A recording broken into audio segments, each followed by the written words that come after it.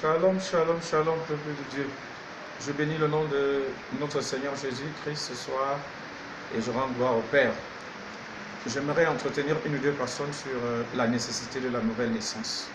Le Seigneur Jésus a dit à un homme très très considéré, Nicodème, il était docteur de la loi, qu'il fallait qu'il naisse de nouveau. Tout simplement pour une raison, bien aimé dans le Seigneur, parce que ce qui est né de la chair est chair et ce qui est né de l'esprit est esprit.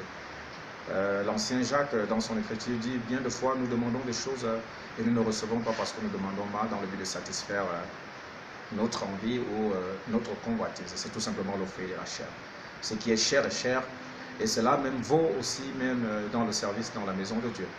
Aussi apte que l'on soit à prier, disposé à le faire, talentueux, ayant une très belle voix, lorsque cela n'est pas de l'esprit, pour une âme qui a été déjà régénérée, qui s'est convertie et qui a reçu la nouvelle naissance, cela ne sert de rien et cela est tout simplement abominable. Parce que le Seigneur Dieu ne fait pas d'acception, bien que de fois il accorde sa miséricorde à certaines personnes et il fait grâce, mais c'est un Dieu qui est esprit. Et il est vérité aussi. Et ce qu'il recherche, c'est ce qu'il adore en esprit et en vérité.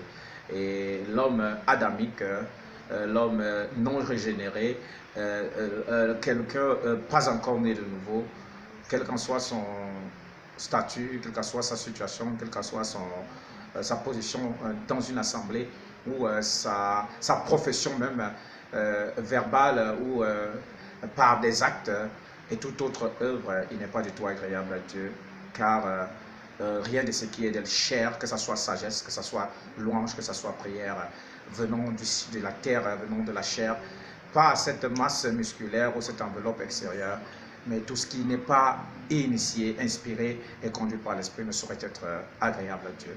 Que le nom du Seigneur soit béni. Shalom, shalom.